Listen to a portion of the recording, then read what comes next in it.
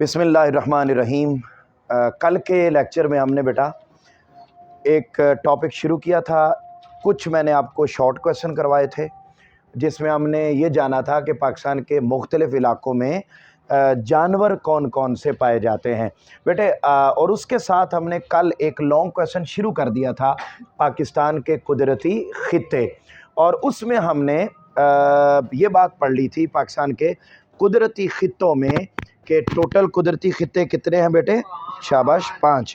और उन 5 में से कल हमने कितने पढ़ लिए थे? 1। आप में से मैं कुछ क्वेश्चन आपसे पूछना चाहूँगा, आधे मिनट में मुझे वो बता दीजिए बेटा। आप में से कोई मुझे बता सकता है कि शिकारी परिंदे कौन से हैं? शाबाश, शिकारी परिंदों के नाम। जी बेटा। बाज, शिकरा, चील, उकाब और गिद्ध। ठीक हो गया, ये हमारे शिकारी। ये शॉर्ट क्वेश्चन था जो कल करवाया, उनमें से एक। फिर इसी तरीके से कल हमने जब ये वाला लॉन्ग क्वेश्चन शुरू किया तो उसमें बेटे कल हमने सबसे पहले क्या पढ़ा? कुदरती खित्ता की तारीफ। बोलिए क्या पढ़ी थी? कुदरती खित्ता। बेटे कुदरती खित्ता वो खित्ता होता है जिसमें मौसम, नबातात, शाबाश, रहन सहन एक जैसा हो। इसको क्या कहते हैं? कुदरती खित्ता। फिर कुदरती खित्ता की एक और डेफिनेशन कल हमने पढ़ी, ठीक है बेटा। उसमें ज़मीन की बुलंदी, पस्ती, दर्जा हरारत, शाबाश, जिंदाबाद। ठीक हो गया, ये कुदरती खित्ता की डेफिनेशन। और साथ ही कल के लेक्चर में ये बात भी पढ़ी कि कुदरती खित्ते इस एतबार से पाकिस्तान के अंदर टोटल कितने हैं बेटा? 5, जिनके हमने नाम पढ़े। पहला मैदानी, सहराई खित्ता, साहिली खित्ता, खुश्क और मरतूब और नी मरतूब पहाड़ी खित्ता। हमारे पास सिलेबस को मुकम्मल करने के लिए दिन बहुत थोड़े हैं, और हमने कमिंग जो सैटरडे आएगा तब तक हमने अपना सिलेबस पाक स्टडीज़ का भी और दूसरा उर्दू वाले सर का, उनका भी, ये दोनों हमने मुकम्मल करने हैं। लिहाजा काका पार्टी बड़े थोड़े से टाइम में इसको मैनेज करने, लिहाजा समझते जाइए। पहला बेटे समझ लें मैदानी खित्ता, जो हम कल मुकम्मल कर चुके, जिसमें हमने पढ़ा कि मैदानी खित्ता बेसिकली है कहाँ से कहाँ तक, यहाँ के रहने वाले लोगों की आबो हवा क्या है, यहाँ की माशी सरगर्मियाँ क्या हैं, और यहाँ की आबो हवा क्या है। ये कल बातें बेटे इसके अंदर हम पढ़ ली। अब हम बढ़ते हैं दूसरे खित्ते की तरफ, सहराई खित्ता। सहराई खित्ते में भी बेटे उसी तरह की बातें। आइए अपनी बुक पर देखें ज़रा। सबसे पहले सहराई खित्ता में बेटे पहला पॉइंट क्या लिखा हुआ है? इलाके, कि इसमें एरियाज़ कौन कौन से आते हैं। अब एरियाज़ में आप अंडरलाइन कर लें, आपने पहले भी पढ़ा हुआ है, आप जानते भी हैं इसके बारे में। तो वो कहता है जी इसमें सूबा पंजाब में जो थल का एरिया है, अंडरलाइन कर लें। कौन सा बेटे? थल। जिसमें कौन कौन से शहर आते हैं? खुशाब, बकर, मियाँ वाली और लही। अगर आप ब्रैकेट वाले नाम ना भी याद करें तो कोई मसला नहीं, आप सिर्फ थल का इलाका नंबर 1, नंबर 2 चोलिस्तान का इलाका, और नंबर 3 थर का इलाका, और नंबर 4 बलूचिस्तान में सेहान का इलाका। आप 4 नाम याद करें कि सहराई खित्ते में इलाके कौन कौन से आते हैं। बताइए बेटे। नंबर 1 थल, चोलिस्तान, थर और सेहान। ठीक हो गया, ये 4 इलाके हैं बेटा। ये चारों इलाके कौन सा खित्ता कहलाते हैं बेटा? सहराई। अगला पॉइंट देखिए, आबो हवा। सहराई इलाके में क्लाइमेटिक कंडीशन कैसी है? आबो हवा, क्लाइमेटिक कंडीशन बेटे यहाँ की है कि यहाँ पर टेम्परेचर गर्मियों में, अंडरलाइन करें, 40 डिग्री सेंटीग्रेड। दिन के वक्त लू चलती है, टेम्परेचर ज़्यादा होता है, और यहाँ पर बारिशें कम, और सालाना यहाँ पर बारिशें बेटे 5 इंच से भी कम होती हैं। अंडरलाइन कर लें, यहाँ पर बारिशें बेटा कितनी? 5 इंच से भी कम। मैंने ये पढ़ाते जाना है, साथ साथ सुनते जाना है, इसलिए ज़हन में रखें बेटे, और बड़ी आसान आसान बातें। अगला सुने, नबातात। इस इलाके में वेजिटेशंस, दरख्त कौन कौन से, हालांकि आपने ये दरख्तों के नाम भी पीछे पड़े हुए हैं, आप वो सारे नाम यहाँ लिख सकते हैं, लेकिन सिंपल इज़ दैट वो कहते हैं कि यहाँ पर चूँकि बारिशें कम होती हैं, दर्जा हरारत ज़्यादा होता है, लिहाजा यहाँ पर ज़्यादा दरख्त नहीं होते। हाँ, कहीं कहीं जड़ी बूटियाँ और कीकर ये दरख्त वहाँ पर नज़र आता है। अगली बात, मुआशी हालात, इकोनॉमिक कंडीशन। इस इलाके की इकोनॉमिक कंडीशन क्या है, यहाँ पर इकोनॉमिक एक्टिविटीज़ क्या हैं? तो बेटे आप अपनी बुक पर आ जाएं और वहाँ पहली लाइन पर आप लिखेंगे तारुफ। इसमें सब हेडिंग के तौर पर पहली लाइन पर लिखेंगे तारुफ। तारुफ में इंट्रोडक्शन। कहते हैं इस इलाके में ज़्यादातर लोग देहातों में रहते हैं, ठीक हो गया, लिहाजा वो क्या करते हैं बेटे, ज़राअत और मवेशी पाल कर गुजारा करते हैं, ठीक हो गया। फिर यहाँ बारिशें कम होती हैं, यहाँ पर थल का सहरा है और काश्तकारी करते हैं। फिर यहाँ लिखेंगे बड़ा शहर या अहम शहर, इंपॉर्टेंट सिटी। यहाँ का अहम शहर या बड़ा शहर कौन सा है बेटे, बहावलपुर। फिर यहाँ लिखें अहम सनतें, अहम सनतें। यहाँ की अहम सनतें बेटा कौन सी सनत है, टेक्सटाइल इंडस्ट्री। और इसके अलावा बाकी पूरे इलाके में यहाँ सनतें नहीं हैं, इंपॉर्टेंट इंडस्ट्रीज़, ठीक है। अहम सनतों की जगह पर इंग्लिश वाले बच्चे इंपॉर्टेंट इंडस्ट्रीज़ आ गए। क्लियर हो गई बात बेटे। अब उसके बाद अगली बात आ जाती है पॉपुलेशन, आबादी। यहाँ पर आबादी कितनी पाई जाती है और कैसी? तो बेटे आप अपनी बुक पर देखें, कहते हैं यहाँ पर आबादी ज़्यादा नहीं है, कम गुंजान आबाद का मतलब है आबादी कम है। फिर है भी बड़ी दूर दूर, कोई गांव भी हैं तो वो भी दूर दूर इलाकों में हैं, आबादी कम है। और यहाँ के अहम शहर कौन कौन से बेटा? आप यूँ करें कि जो आपने पीछे लिखा ना अहम शहर, उसकी जगह पर आप हेडिंग लिखें बड़ा शहर, बड़ा शहर, बिग सिटी। और ये आबादी वाले पॉइंट में जहाँ शहरों के नाम आ रहे हैं वहाँ आप हेडिंग लिखेंगे अहम शहर, इंपॉर्टेंट सिटीज़। कौन कौन से हैं? बावलपुर, बहावलनगर, रहीम यार खान, उमरकोट और खुशाब। अच्छा, ये तो हो गया सहराई इलाका, डेजर्ट या सहराई खित्ता, डेजर्ट रीजन। अब इसी के साथ अगली बात आ जाएगी बेटे साहिली खित्ता, कोस्टल रीजन। अब बेटे वही हेडिंग्स, ज़रा मुझे एक दफ़ा बता दीजिए, यहाँ की आबोहवा कैसी है? सख्त गर्म, लू चलती है। और दर्जा हरारत कितना होता है? और बारिश कितने इंच होती है? 5। यहाँ पर दरख्त नहीं है, कीकर वगैरह का दरख्त मिलता है। मुआशी हालात में ज़्यादातर लोग भेड़ बकरियाँ और ज़राअत, ठीक है। बड़ा शहर कौन सा है?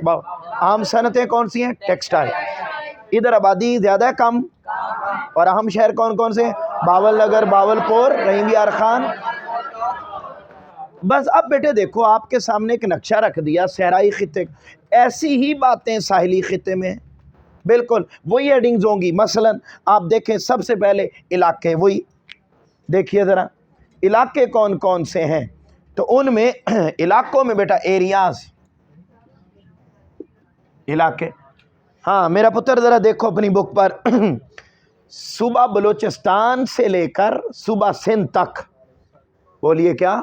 सूबा बलूचिस्तान से आपने पीछे पढ़ा ना कोस्टल एरिया 1050 किलोमीटर पाकिस्तान के अंदर साहिल है। साहिल कौन सा खित्ता होता है? जो किसके करीब हो?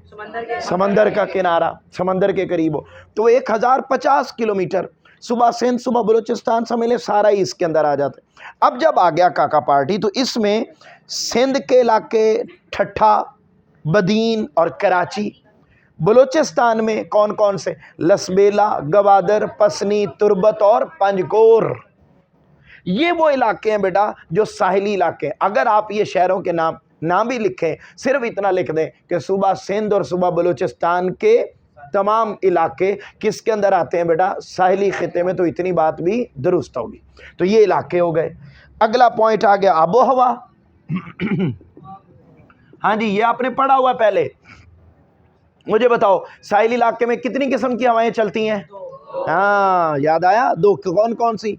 नसीम बर्री और नसीम बहरी, जिसकी वजह से यहाँ का टेम्परेचर शाबाश मैक्सिमम 30-32 डिग्री सेंटीग्रेड, इससे ज़्यादा नहीं होता। और क्यों इतना नॉर्मल होता है? क्योंकि यहाँ पर ठंडी और गर्म दोनों हवाएं चलती रहती। पल्ले पै रही है ना गल मेरा पुत्र? अब ज़रा देखें आगे, यही बात यहाँ ये वही बात लिखी हो आप अपनी। कहता है यहाँ का टेम्परेचर 30 डिग्री सेंटीग्रेड, सर्दियों में यहाँ का टेम्परेचर 15 डिग्री सेंटीग्रेड। यहाँ पर दो तरह की हवाएं चलती हैं, ठीक है, लिहाजा आबो हवा यहाँ की नॉर्मल होती है। और यहाँ पर बारिशें होती हैं कितनी बेटे? 12 इंच। बोलो कितने इंच? 12। आगे देखो नबातात, वेजिटेशंस। तो ये इस एरिया में नबातात कौन कौन सी हैं, दरख्त कौन कौन से हैं? तो बेटे वो कहते हैं जी यहाँ पर ज़्यादातर जंगलात, अंडरलाइन करें, मैंग्रोव, मैंग्रोव के दरख्त यहाँ पाए जाते हैं। ये बोर्ड का MCQs, ये बोर्ड में आया हुआ है पहले कि साहिली इलाके में कौन से दरख्त हैं, मैंग्रोव। आगे आ जाएं, और वो है बेटे मुआशी हालात। अब आप जानते हैं कि साहिली चूँकि समंदर का इलाका है, तो समंदर के इलाके में आपको पता है समंदर में खेत होते हैं, सनतें होती हैं खेत उसके समंदर के अंदर। हाँ, समंदर के अंदर खेत होते हैं ना, ज़राअत का काम होता है कि बैलगाड़ियाँ चलाए। तो समंदर में कौन सा काम होता है? माहीगीरी या इंटरनेशनल ट्रेड, जहाज़ों के ज़रिए। बस यही वहाँ के इलाकों की एक्टिविटीज़। अपनी बुक पर आएँ और जहाँ इकोनॉमिक एक्टिविटीज़ लिखा हुआ है, इकोनॉमिक कंडीशन लिखा हुआ, वहाँ पहली लाइन पर हेडिंग लिखेंगे अहम पेशा, अहम पेशा, इम्पोर्टेंट प्रोफेशन। यहाँ के इलाकों का या रहने वाले लोगों का अहम पेशा माहीगीरी, फिशिंग। सेकंड सेंटेंस पर लिखेंगे अहम बंदरगाहें, अहम बंदर, इंपोर्टेंट सी पोर्ट्स, इंपोर्टेंट सी पोर्ट। यहाँ की इंपोर्टेंट सी पोर्ट्स में कौन कौन सी हैं जी? पसनी, जेवानी और गुडानी। ये माहीगीरी के लिए मशहूर है। ठीक हो गया? यहां पर यहां लिखेंगे अहम बंदरगाह, ठीक है, ये अहम बंदरगाह, इंपोर्टेंट नहीं, अहम बंदरगाहें वो उसके लिए हैं फिशिंग के लिए। ये अहम बंदरगाह जो गवादर है ये और इकोनॉमिक एक्टिविटीज, ट्रेड के लिए इंपॉर्टेंट है। तो यहाँ अंडरलाइन करें अहम बंदरगाह, मुआशी एक्टिविटीज के लिए कौन सी है? गवादर। फिर अगले सेंटेंस पर आ जाएं और वहां लिखेंगे कराची की बंदरगाह या कराची बंदरगाह, कराची बंदरगाह, कराची सी पोर्ट। कराची में भी अहम बंदरगाह है जिसका नाम कराची बंदरगाह है। ये तिजारती सरगर्मियों का अहम मरकज है। फिर यहां पर लिखेंगे सनती शहर, इंडस्ट्रियल सिटी।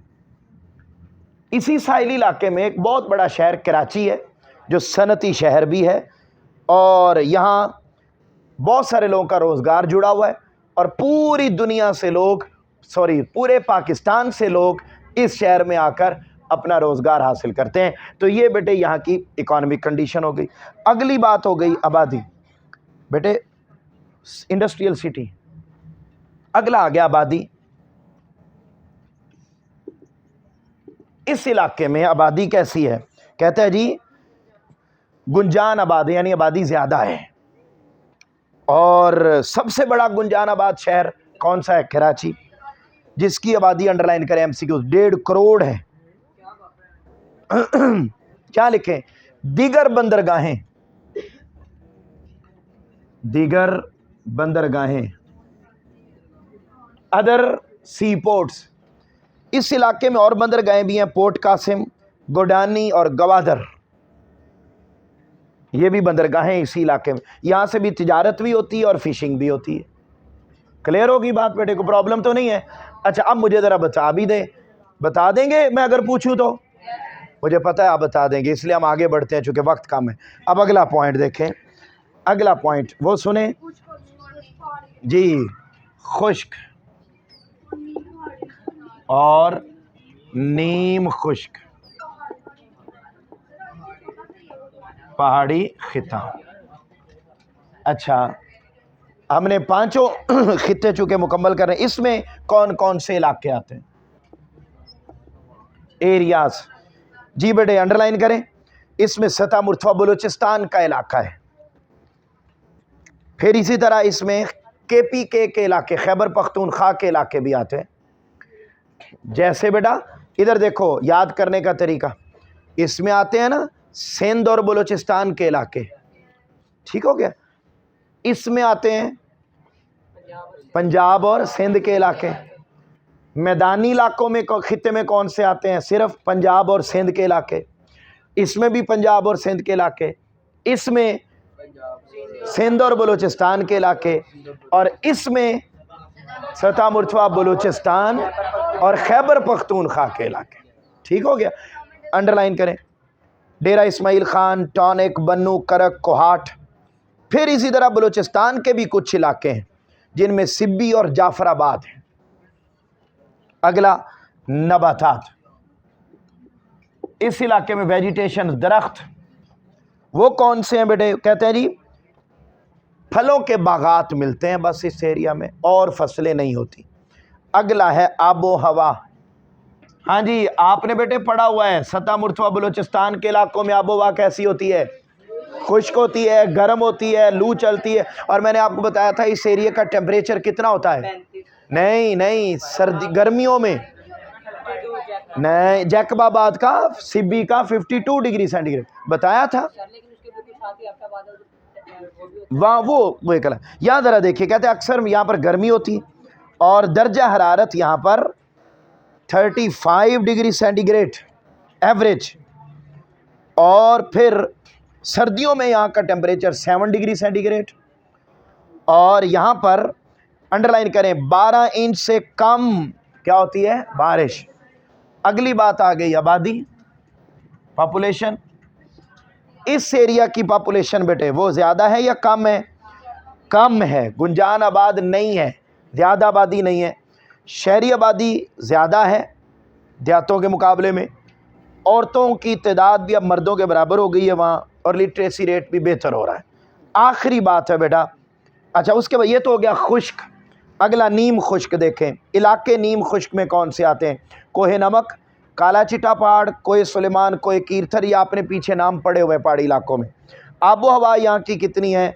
गर्म है, सालाना बारिश 12 से 15 इंच है। नबातात, दरख्त यहाँ कौन कौन से हैं? मकई, जवार, चना और मूंगफली।